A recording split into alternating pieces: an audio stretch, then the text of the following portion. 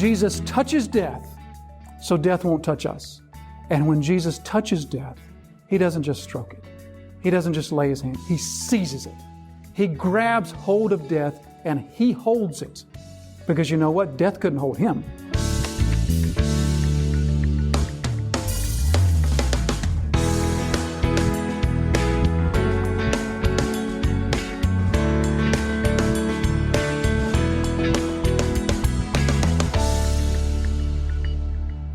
God is asking him to believe the seemingly impossible. God is asking Abraham to look two realities in the face. One reality you see, that's his wrinkled hands, his bent over body, his aching knees. And the other reality is God said it. Which will you believe, Abraham? That's what Scripture calls genuine saving faith. And that's what Jairus is faced with here. So what does Jairus do? Let's find out. They laughed at him, and he put them all outside. He, there is Jesus. He put them all outside. So their skepticism earns them a trip out the door. He puts all of them outside. Their disbelief, their mocking means that they will not witness the most extraordinary miracle that Jesus has performed to date. Up to this point, this will be the most extraordinary miracle that Jesus has ever performed. They were in the same house. They were right beside the room in which Jesus will perform the greatest miracle He has yet done. And they could have been there, but their skepticism caused them to get kicked out. There will be no miracles for the scornful throng because Jesus' greatest works are not for the eyes of unfaith to behold. Jesus' greatest works are for the eyes of faith to behold. We'll see this very plainly in the next chapter, Mark chapter 6. So Jesus puts them out, but wait a minute. Why does Jesus put them out? They're laughing at Jesus. What would serve them better than for them to have to eat their words or to eat their laughter? What would serve them better than for them with their very own eyes to see this girl get up? I mean, wouldn't that just be a fitting end to all of this? Wouldn't that put an end to their laughing and their skepticism? After all, isn't Jesus here to start a movement? Isn't Jesus here to start a church? Isn't Jesus here to call people to believe in Him? Why wouldn't He just let them witness the miracle as well? And here is one of the most important points for us to see, and it is this. Mighty works by God will never change anyone's mind about Him. Never. Mighty works that God performs will never change anyone's mind. If you in your mind and in your heart disbelieve, no mighty work will ever change that. God's mighty works are done for validating His words, validating who He is. That's what we're told in Acts chapter 2. God did these mighty works through Jesus to validate who He was and to validate His words. And so if you disbelieve His words, it doesn't matter how many mighty works you see. Jesus just said the girl is not dead. She's sleeping. They laughed. They didn't believe Him. Out they go.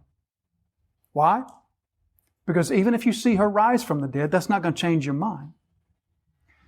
There's nowhere that illustrates this more plainly than this parable that Jesus told in Luke chapter 16. We all know the parable. It's the parable of Lazarus and another rich man, here known as just the rich man. Remember the parable of Lazarus and the rich man? And remember how that parable goes? There's this man, Lazarus, and in life he receives all bad things. And there's a rich man who in life he receives all good things. And then just like Jairus' daughter, death comes to them both. And death is the great reversal. And so the rich man who received all good things finds himself in torment. Lazarus, in the poetic, metaphorical language of the parable, is found in the bosom of Abraham. And then there's this interchange between the two. The rich man asks for mercy. Is there no reprieve? Is there no relief from this torment? No, there's not. Well, at least send somebody to tell my brothers about this place so they don't have to come here. And do you remember in the parable how Jesus answered that? They have Moses and the prophets. But if they refuse to believe them, neither will they be convinced, even if someone were to return from the dead. you know what? Someone's about to return from the dead. And either we believe what Jesus said or we don't. He said, if they refuse to believe the words of Moses and the prophets, let me put this another way. You've got Bibles. If you refuse to believe those, then it doesn't matter even if someone comes back from the dead, you're not going to have your mind changed. Because mighty works from God changes no one's mind. They validate faith or they disprove it. But they never change anyone's mind. It's completely upside down to think that if these laughing scoffers had witnessed the miracle, they would have said, oh, we were wrong about you. You really are the Son of God. The soil in the heart is either good or it's thorny, shallow, or hard. And so we either believe Jesus' words about this or we don't. Even if someone rises from the dead, they won't be convinced. And so He took the child's father, He puts them out. He takes the child's father and mother and those who were with him, meaning Peter, James, and John. And He went in where the child was, verse 41, taking her by the hand. Now, in your mind, we should probably not picture Jesus walking up to the girl and sort of gently taking her hand. Instead, the word that Mark uses here is this word is most often translated seize. We see the same word, Herod seized John the Baptist.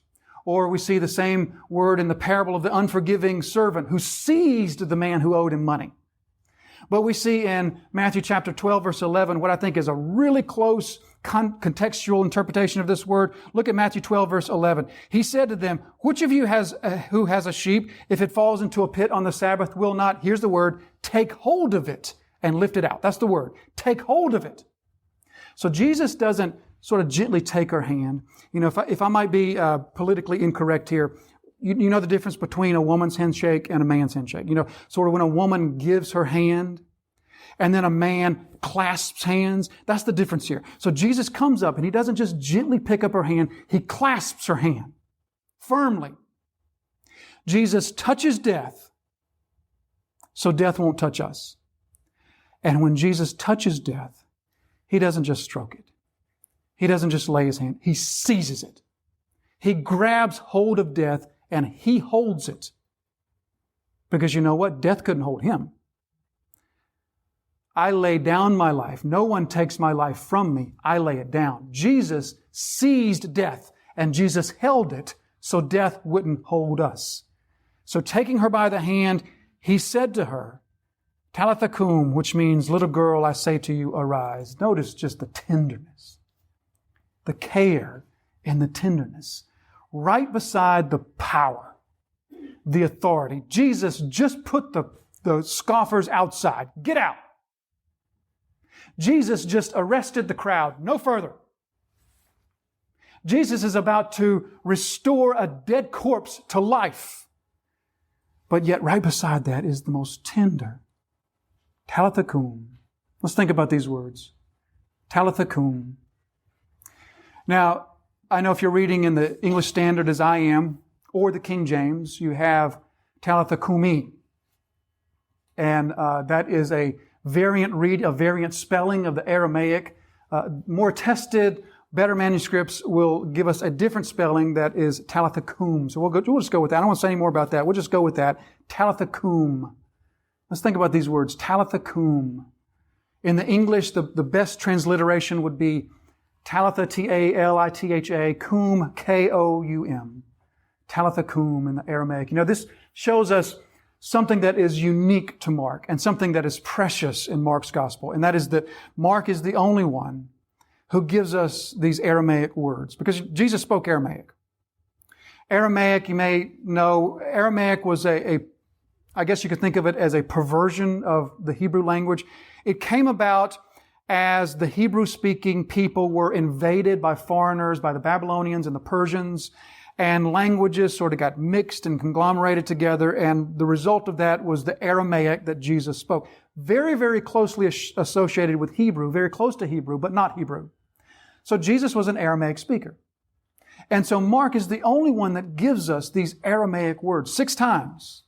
6 times in Mark's gospel, he will give us this Aramaic word, and then he translates it which tells us that Mark is writing to non-Aramaic speakers who wouldn't know what Talitha Kum means. So Mark had to tell them what it means. They were Latin speakers or Greek speakers. So Mark would then give the interpretation. So this unique thing that Mark does in giving us these actual Aramaic words, 6 times, 5 of those times are Aramaic words that came from Jesus' lips. Think about that. These are the words that He spoke. Now, sometimes we sort of lightheartedly, we have this little inside joke about red letter edition Bibles. And don't be offended. If you got a red letter edition Bible, I have many red letter edition Bibles, but we sort of have a little inside joke about red letter edition Bibles. But if you want an authentic red letter edition Bible with the words of Christ in red, it would have exactly 6 words in red from 5 places. Because that's all we have of the precise words Jesus spoke. Jesus, when we read Jesus' words, understand we're reading the Greek writing that's now translated to our English of what He spoke. Here we have His actual word. Talitha Kum. We don't know what Jesus looked like. We don't know how tall He was. We don't know how short He was.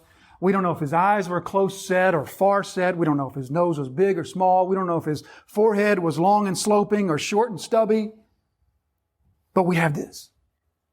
He spoke these words, Talitha Kum. So what do these words mean? Is this some sort of magic incantation that Jesus speaks over a dead corpse? And so we can just do the same, Talitha Kum, and somebody will come back to life? Of course not. Mark translates it for us. Little girl, get up. Or little girl, I say, arise. So in the Aramaic language, if you were a boy, you would be known as a tali. And the feminine version of that, if you were a girl, you'll be known as a talitha. The word literally means lamb or little lamb.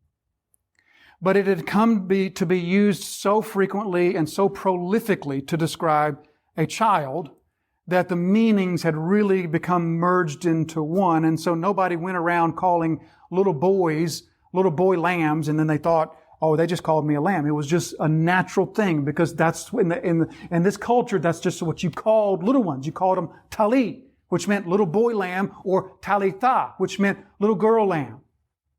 So He comes and He says to her, Talitha, kum. And the word kum just means get up. Little girl, get up. Scholars tell us that this is almost certainly the very words that this girl's mother used every morning of her life to come and wake her. Little girl, get up.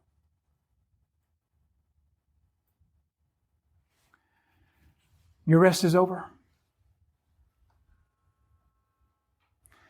We have things to do. Little girl, little lamb, get up.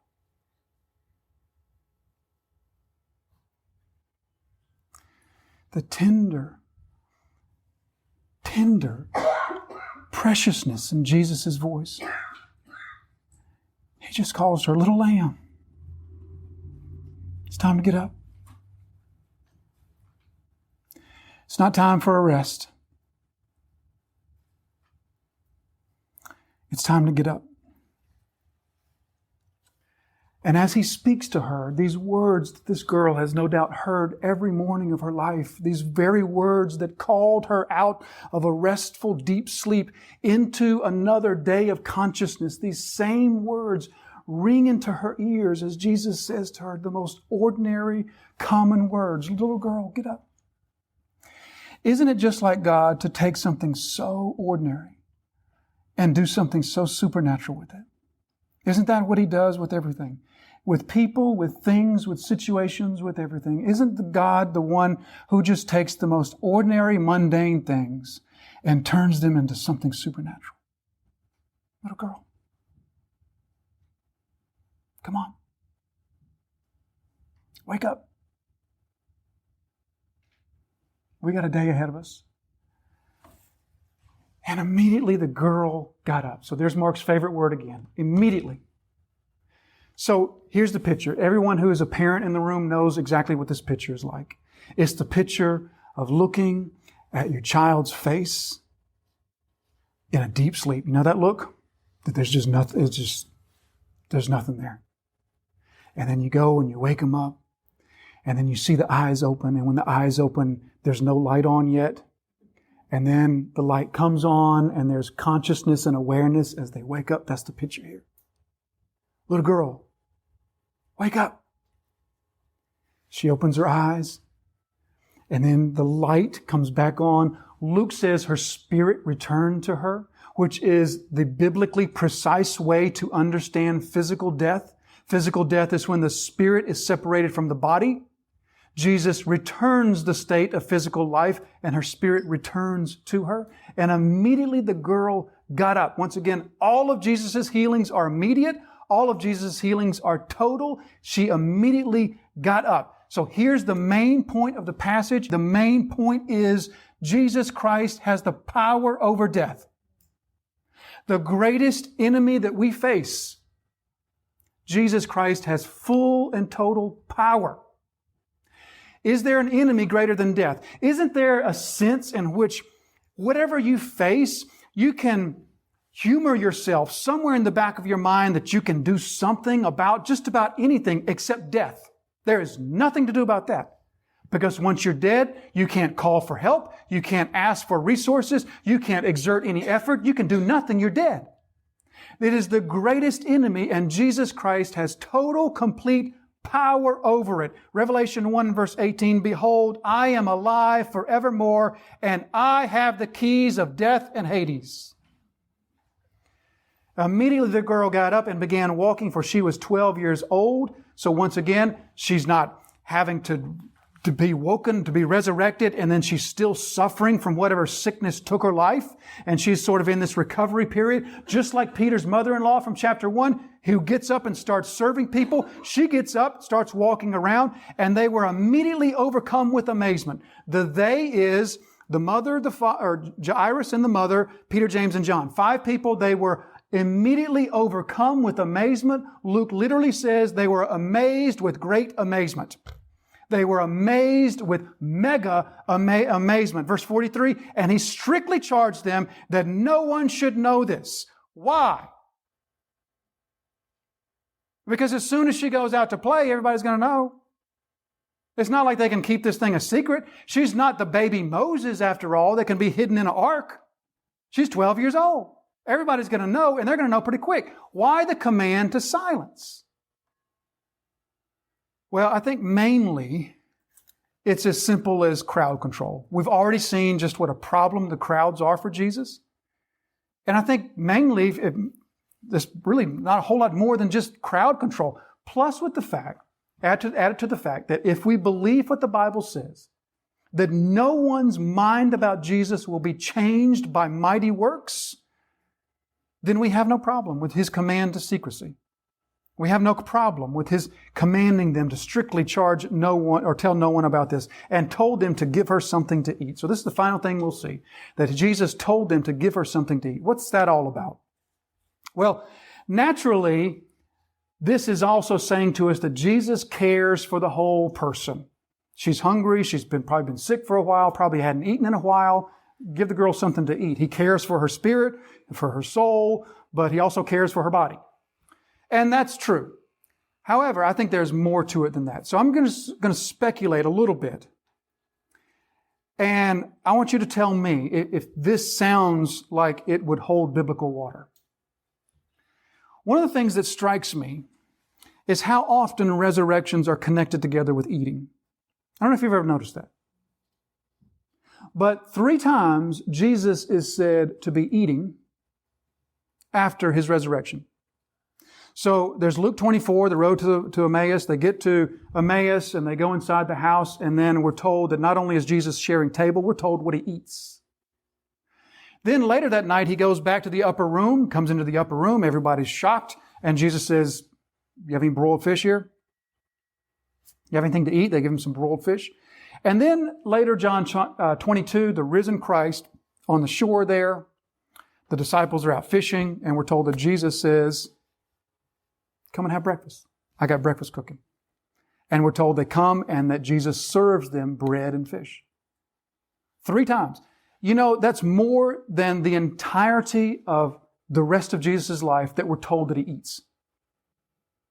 We're told that he shared a table with Simon the Pharisee, and we're told about, of course, the instituting of the Passover. But we're told more about Jesus' eating after his resurrection than before. And here he raises this girl back to life and says, let's eat. Could it be that God wants to hearken our thoughts to our resurrection? And how our resurrection will be followed by a meal.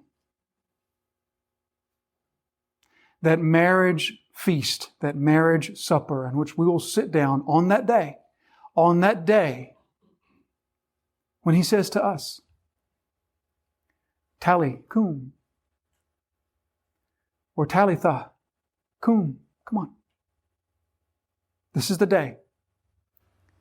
This is the day that I've come for you. You have never left me. I've never left you. Your spirit has been with me, but I've now come for your body. So wake up, little girl. Wake up, little boy.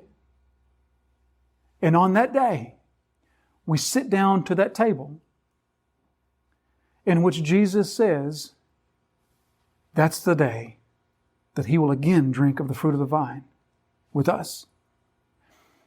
Could it possibly be that when Jesus says, give her something to eat, he's placing just a hint there that he wants us to be reminded of that day when he says to us, Tally cum. When he says to us, Lazarus, come out. I've prepared a meal. Let us sit down to table.